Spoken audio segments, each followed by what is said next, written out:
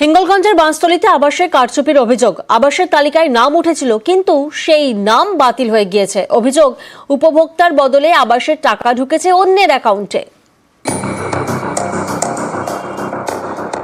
উত্তর 24 পরগনার হিঙ্গলগঞ্জের বাঁশতলী, এখানেই আবাস যোজনায় দুর্নীতির অভিযোগ। আমার আগে ঘর নামে এসেছিল, কিন্তু আমি ঘর পাইনি। অন্য লোকে আমার ঘরের আইডি নিয়ে ঘর তুলে নিয়েছে। এখন ঘর পাচ্ছি না। আমার ফ্যামিলি নিয়ে ঝড় বর্ষা আসলে আমি ফ্যামিলি নিয়ে অন্য বাড়িতে থাকি। কুড়ে ঘর, বাঁশের কাঠামোর গায়ে ত্রিপল দিয়ে ঘেরা, টিনের ছাউনি, সেটাও মরচে ধরা।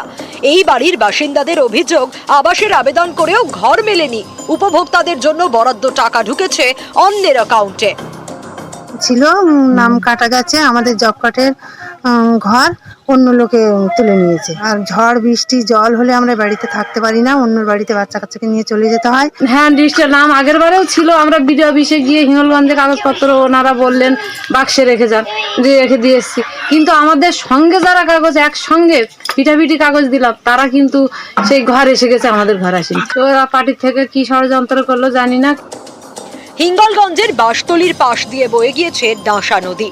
স্থানীয়দের দাবি, বর্ষা এলেই গ্রাম ভাসে, দুর্ভোগ চরমে ওঠে। একটা পাকা ঘর খুবই দরকার, কিন্তু সেটা আর হচ্ছে কই। প্রাথমিক লিস্ট তৈরি হবে, সেটা আমাদের 29 থেকে 6 ডিসেম্বরের ভেতরে এসডিও, ডিএম, ব্লক লেভেলে এবং ডিস্ট্রিক্টের যে অফিসিয়াল ওয়েবসাইট আছে সেখানে ওটা দিয়ে দেওয়া। বিবেচনা করবেন উচ্চ স্তরের যারা আধিকারিক, জেলা শাসক হতে পারেন, অতিরিক্ত জেলা শাসক হতে পারেন বা মহকুমা শাসক হতে পারেন, এবং যে তালিকা প্রাথমিকভাবে তৈরি হয়েছে তারও কিয়দংশ ওনারা নিজেদের ইচ্ছে মতন ওগুলো চেকিং করবেন। ত্রিস্তরীয় নিরীক্ষণের ব্যবস্থা আছে। যেগুলি সম্বন্ধে কোনো প্রশ্নচিহ্ন আছে সেগুলি আলাদাভাবে চিহ্নিত থাকছে। উচ্চ স্তরের যারা আধিকারিক তারা গিয়ে এটা আলাদাভাবে যাচাই করছেন।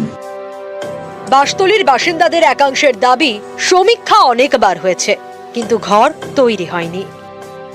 হিঙ্গলগঞ্জ থেকে অনুপম সাহা, নিউজ 18 বাংলা। আবাসের নাম উঠে বাড়ি পেয়েও এখন ফেরত হচ্ছে বিতর্ক এড়াতে। আবাসের বাড়ি ফেরালেন হুগলির গোঘাটের তৃণমূল ব্লক সভাপতি এবং পঞ্চায়েত প্রধান। এ নিয়ে অবশ্য কটাক্ষ করছে বিজেপি। ভাঙাচোরা মাটির ঘর, এটাই নাকি তৃণমূল ব্লক সভাপতির বাড়ি। প্রধানমন্ত্রী আবাস যোজনায় আবেদন করেছিলেন, আবাস উপভোক্তার তালিকায় তার নামও রয়েছে। এবার বিতর্ক এড়াতে সেই নাম বাতিল করতে চেয়ে আবেদন করেছেন হুগলির গোঘাট 1 নম্বর ব্লকের তৃণমূল সভাপতি সঞ্জিত পাখিরা।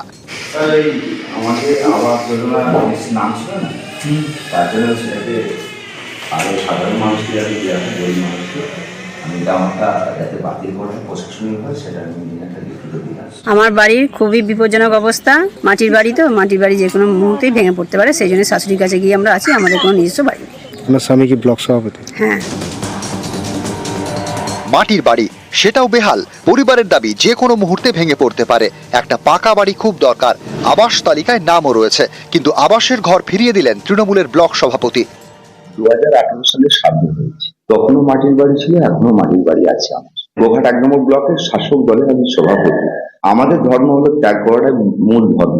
তো সেই জায়গায় আমি মনে করেছি যে এই টাকা যাদেরকে আমরা ছুটে তিরপল দিতে যাই, সেই মানুষগুলো যাতে বাড়ি পায়, তাই আমি এটা বাতিল করেছি।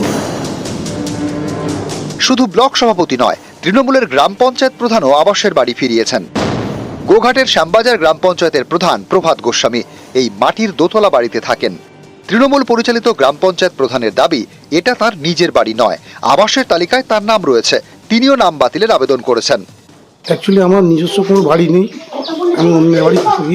আবাস যোজনায় আমার নাম আসছে, যেহেতু আমি এই অঞ্চলের প্রধান, সেই হিসাবে আমার উদ্দেশ্য এই অঞ্চলের প্রত্যেকটি গরিব মানুষ তারা যেন আগে বাড়ি পায়।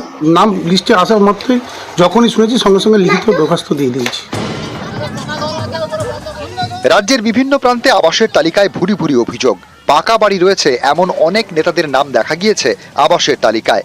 নেতা হওয়ায় ক্ষমতার অপব্যবহারের অভিযোগ উঠেছে। পাকা বাড়ি থাকায় অনেকেই আবাসের বাড়ি ফিরিয়েছেন। গোঘাটে কিন্তু অন্য ছবি, পাকা বাড়ি নেই। আবাস যোজনায় বাড়ি পাওয়ার ন্যায্য প্রাপক, কিন্তু নেতা হওয়ায় সরকারি প্রকল্পের বাড়ি ফেরালেন তৃণমূলের পঞ্চায়েত প্রধান ও ব্লক সভাপতি। ও একটা আবেদন করেছেন আমাদেরকে যে আবাস যোজনা বাড়ির তালিকা থেকে নাম বাদ দেওয়ার জন্য। সেই আবেদনপত্রটা আমরা নিচ্ছি এবং সেটা ঊর্ধ্বতন কর্তৃপক্ষকে পাঠিয়ে দেবো। তারপরে যা পরবর্তী পদক্ষেপ হবে সেটা ওইভাবে ঠিক হয়ে যাবে, কি করা যাবে আমাদের। তৃণমূল নেতাদের আর্থিক পরিস্থিতি এমনটা নয় যে তারা আবাসে ঘর পেতে পারেন, সেটা বুঝেই বিতর্ক এড়াতে তড়িঘড়ি এই আবেদন বলে কটাক্ষ বিজেপির। যেই নাম চলে এসেছে উনি অভিনয় করছেন, বলছেন যে আমি বাড়িটা ফেরত দিচ্ছি, কিন্তু ওনার নামের তালিকাটা গেল কেন?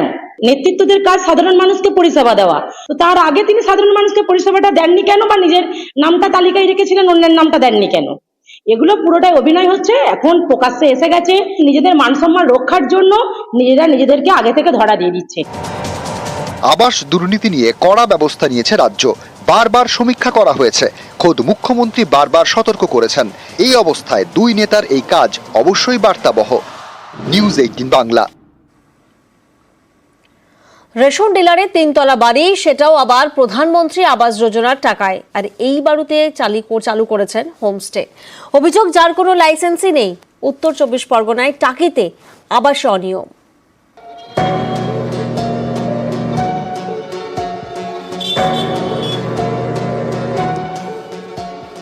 রেশন ডিলারে 3 তলা বাড়ি অস্বাভাবিক কিছু নয়, কিন্তু এই বাড়ি তৈরি হয়েছে প্রধানমন্ত্রী আবাস যোজনার টাকায়। বাড়ির সামনে প্রকল্পের ব্যানারও লাগানো রয়েছে। আবাসে অনিয়মের এই ছবি উত্তর 24 পরগনার টাকিতে। প্রশ্ন হচ্ছে, রেশন ডিলার আবাসের ঘর পেলেন কিভাবে? যখন ঘরটা পেয়েছি তখন আমি রেশন ডিলার ছিলাম না, আমি বেকার ছিলাম। আমার বাবা মারা যাওয়ার পরে আমি ডিলারশিপটা পেয়েছি। পরে হোমস্টের আমার লাইসেন্সও নেই, বুঝলেন তো। বেকার ছেলে তখন ছিলাম, একটুখানি ভাবলাম। আর আমার ডিলারশিপও অনেক ছোট, বুঝলেন তো, মানে 17-18 ইউনিটের। মানে সরকারি আবাস যোজনার ঘর পেলে সেই ঘরে সে কোনো ভাড়া দিতে পারবে না। নিয়ম অনুযায়ী আবাস যোজনায় 1 তলা বাড়ি তৈরি হয়, সেই বাড়ি 2 তলা করা যায় না। কিন্তু টাকিতে 3 তলা বাড়ি তৈরি করেছেন রেশন ডিলার মানস দাস। সেখানে আবার হোমস্টে তৈরি করেছেন কোন রকম অনুমতি ছাড়াই। আমি লাইসেন্স পাইনি, বুঝলেন তো, ওই হোমস্টে। বেকার ছেলে তখন ছিলাম, একটুখানি ভাবলাম। এটা আমার জামার ছিল না যে সরকারি আবাস যোজনার ঘর পেলে সেই ঘরে সে কোনো ভাড়া দিতে পারবে না। প্রধানমন্ত্রী আবাস যোজনা সরকারি খরচে গরিবদের পাকা বাড়ি তৈরির প্রকল্প। রেশন ডিলারের পরিবারও সেই প্রকল্পে বাড়ি পেয়েছে। এই বাড়িটি টাকি পুরসভার 4 নম্বর ওয়ার্ডে, কিন্তু মানস দাসের নামে বাড়ি তৈরি হয় 5 নম্বর ওয়ার্ডে। টাকিতে আবাসের ঘরে একাধিক অনিয়ম। পুরসভার নজরদারি নিয়ে উঠছে প্রশ্ন। মানস দাসের ব্যাপারে যেটা আপনাদের কাছ থেকে পেলাম, আমি আগামীকালই আমার সংশ্লিষ্ট ইঞ্জিনিয়ার বা ওই দপ্তরের যারা আছে তাদের দিয়ে এনকোয়ারি করব এবং সেই টাকা তাকে রিটার্ন দেওয়ার জন্য আমরা চিঠি করে দেব এবং পরবর্তী যে টাকা তার পাওয়ার কথা সে টাকাটাও আমরা দেব। টাকি থেকে অনুপম সাহা, নিউজ 18 বাংলা। আবাস পেতে টাকা দাবি, জয়েন্ট বিডিও নামে টাকা চাওয়ার অভিযোগ। পাঁশকুড়ায় ঘটনায় জোর শোরগোল। টাকা চেয়ে একাধিক উপভোক্তার কাছে ফোন করা হয়।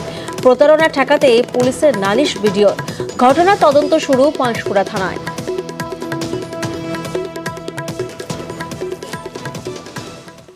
আমি তো চাইছি অভিযোগ যেহেতু জানিয়েছি ওনারা হস্তক্ষেপ করে এবং বড় ধরনের ওদেরকে মানে শাস্তি দেওয়া হোক। কয়েকজন মানুষ যারা কয়েকটা নাম্বার থেকে বিভিন্ন মানুষকে ফোন করে তাদেরকে বাড়ি পাই দেওয়ার নাম করে টাকা চাইছে এবং বিভিন্ন মানুষ যাদের আবাস যোজনায় নাম নেই তাদেরকে ফোন করে আবাস যোজনায় নাম ঢুকিয়ে দেবো বলে বিডিও জয়েন্ট বিডিওর নাম করে তারা ফোন করছেন, অফিস থেকে বলছি বলে ফোন করছেন, করে টাকা চাইছেন। আমরা সবাইকে অবগত করব, আপনারা এই ধরনের কোনো ফোনে প্রলুব্ধ হয়ে কোনো টাকা পয়সা কাউকে দেবেন না। যাদের বাড়িতে বাড়িতে সার্ভে হচ্ছে, যারা পাওয়ার যোগ্য, যারা মাটির বাড়িতে বাস করেন, তাদেরকে সরকার সঠিক পদ্ধতি মেনে তাদেরকে দেবে।